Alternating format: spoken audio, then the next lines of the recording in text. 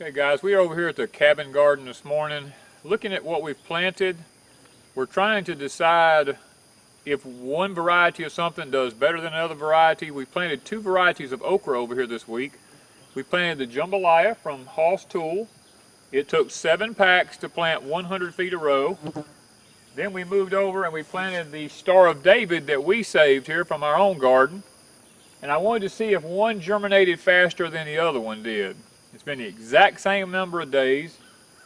The jambalaya from Hoss Tool was coated. It had a treatment on the outside the seeds. I'm not sure what that treatment is, but it was treated. I have 100% with it. Perfectly green row. I move over to the Star of David. It is coming up, but it's not as uniform as the treated seeds are. I'm pretty sure it will all eventually come up, but it's not coming up all at the same time.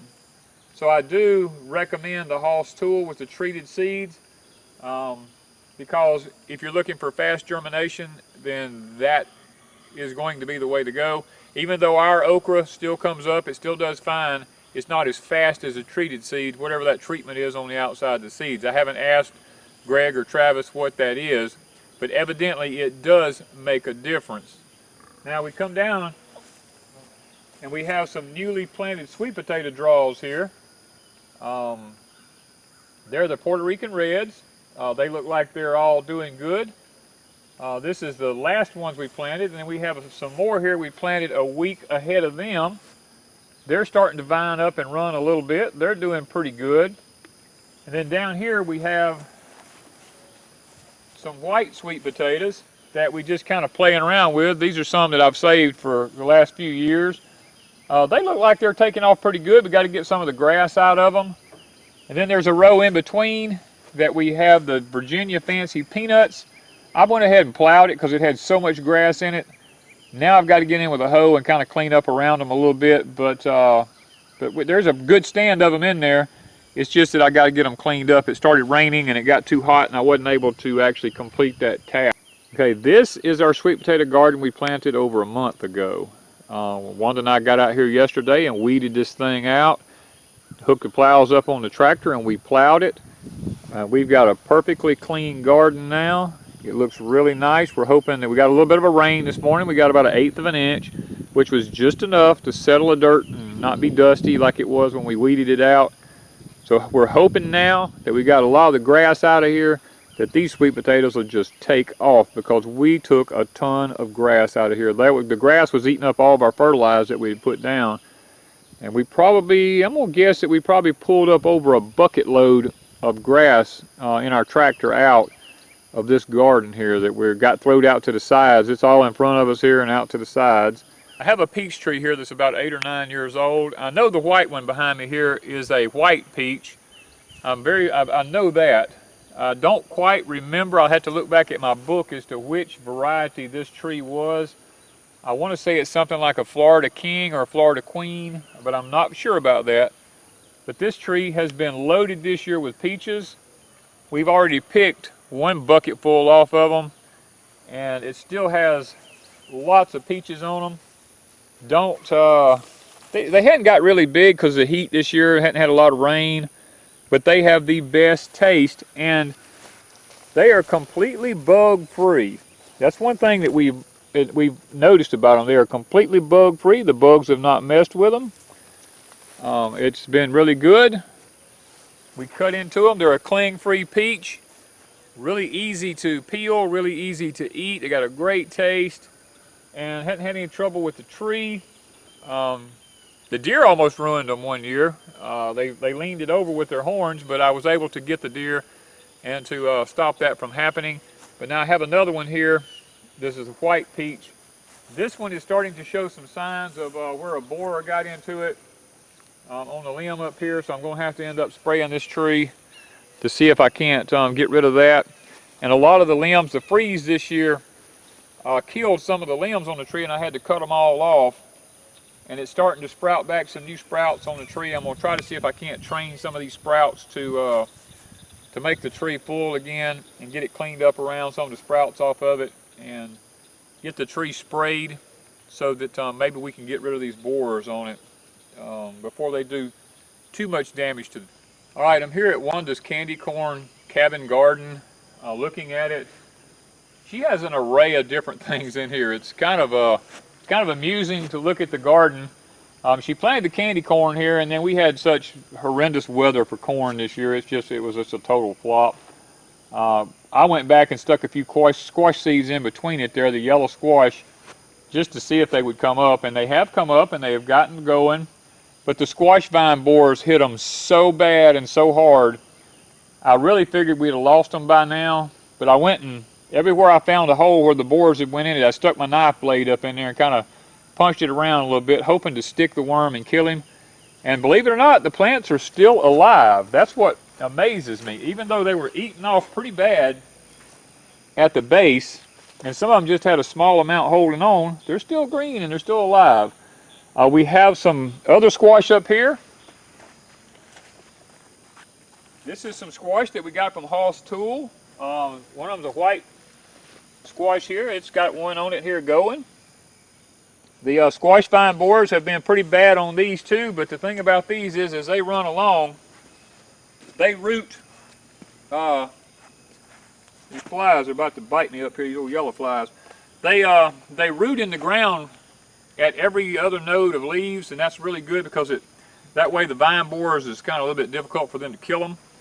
But she's got a lot of other stuff going on. She's got some early girl tomatoes here. We've gotten several tomatoes off of them. She's got some sunflowers in the background coming on here. She planted several different kinds of beans and peas here. She's got some snap beans, some red beans, and several different kinds of peas.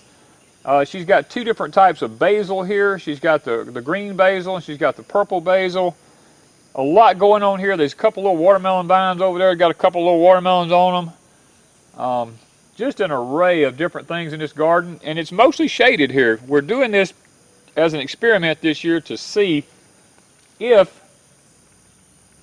more shade makes a difference in this climate that we're in. And so far, I'm gonna have to say that the shaded garden is doing just as well, or maybe a little bit better, than the ones that's out in the sun. So I'm gonna take you and show you the peppers over here now. We've talked about the peppers in the past, but I'm gonna take another look at them because they get the morning sun and a little bit of the midday, but about 1 o'clock till dark, they're in the shade. And I think we've figured something out with them. Hey, I'm over here at the peppers. I'm over 6 feet tall. And you see these peppers here? They're like right here. So that's a good 5 foot tall, and they're in these tubs. We experimented with red tubs and black tubs. We found out the red tubs, believe it or not, are drying out faster than the black tubs. Now, I don't know if it has anything to do with the variety of peppers. We put banana peppers in all the red tubs. And we only put banana peppers in 1 black tub. But all the red tubs dry out in half the time that the black tubs do. But now, the banana peppers are loaded with a lot more peppers on them. So I'm thinking that maybe they're pulling more water to feed all these peppers with. We're having to water these twice a day in this kind of heat. And it's worked out really well. We fertilize them once every week now. I was fertilizing them once every 2 weeks. Now it's every week with a calcium nitrate fertilizer. And it seems like it's doing really good. And then down here we have our bell peppers. These are the yellow bells in here. Now we haven't left them to go yellow.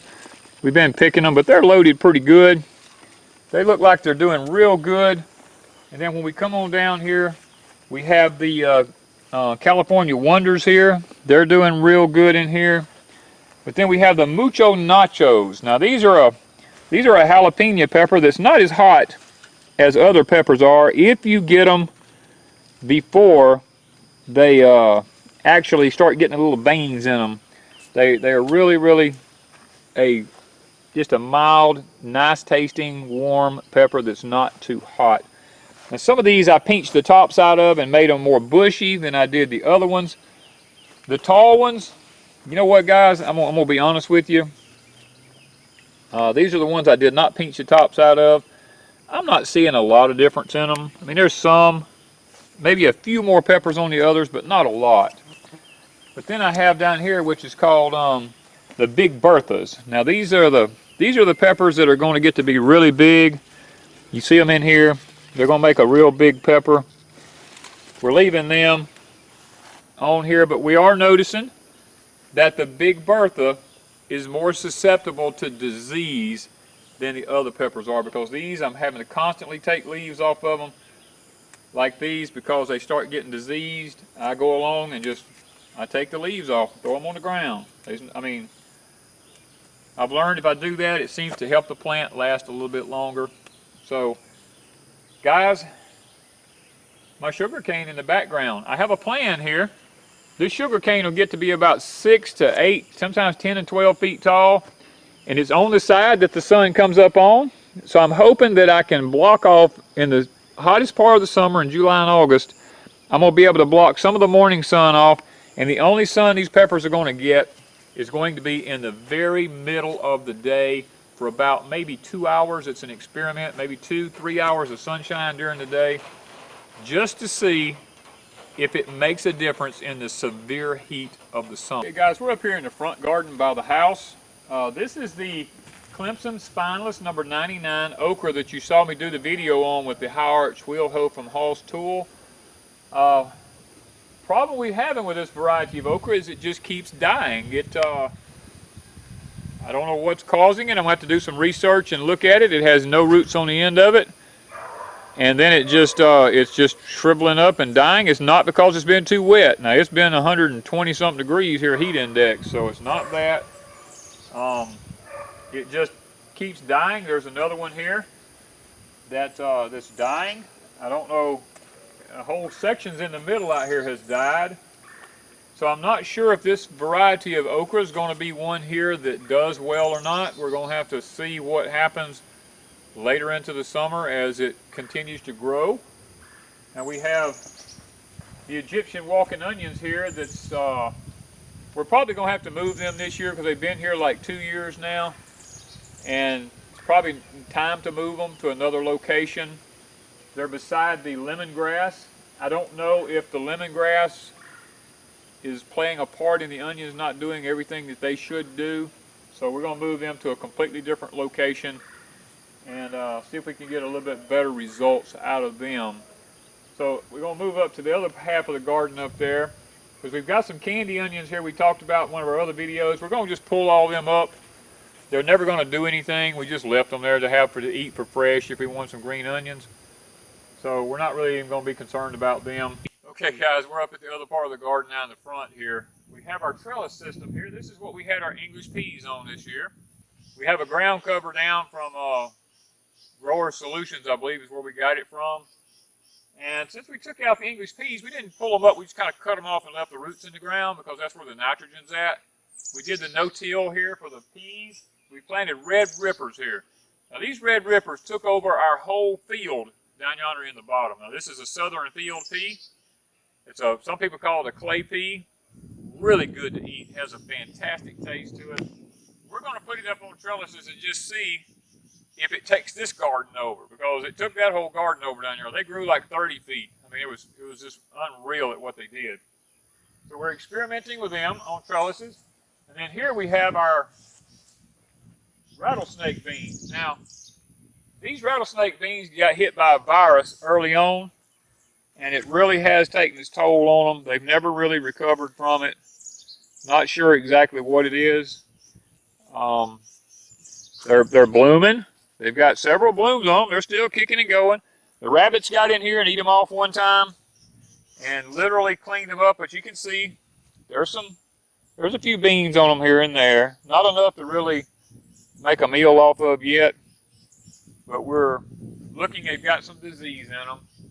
They may or may not make this year. It's more or less an experiment on this black woven fabric here to see how they'll do.